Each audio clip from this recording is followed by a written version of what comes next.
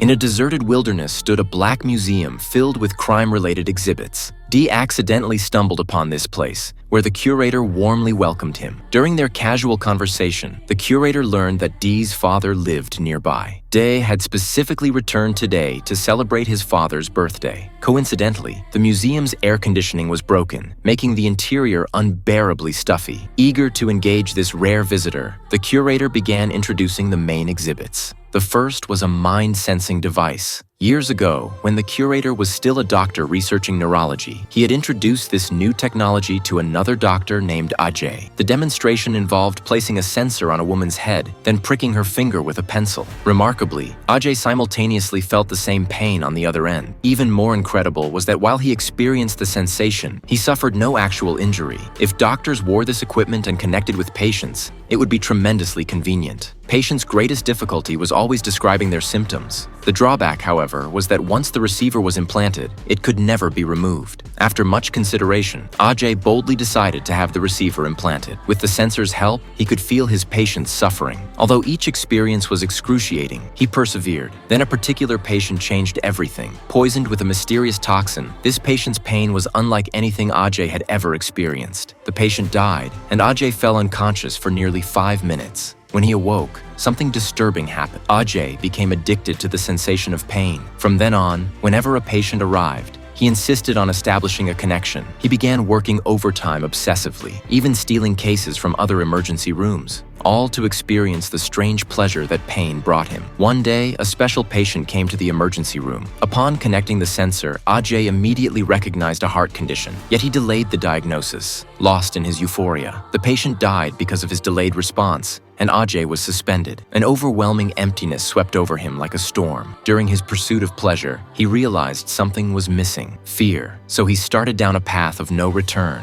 attacking homeless people on the streets and attaching sensors to them to satisfy his craving. Eventually, the police caught him. Ajay became comatose. Yet even in this vegetative state, his face retained that expression of pleasure. After hearing this story, Dee felt nauseated and immediately left. The museum grew increasingly stifling. Seeing the curator drenched in sweat, Dee offered him a bottle of water. After Old White drank it, he began introducing the second exhibit, a toy monkey, which was also the saddest item in the entire museum.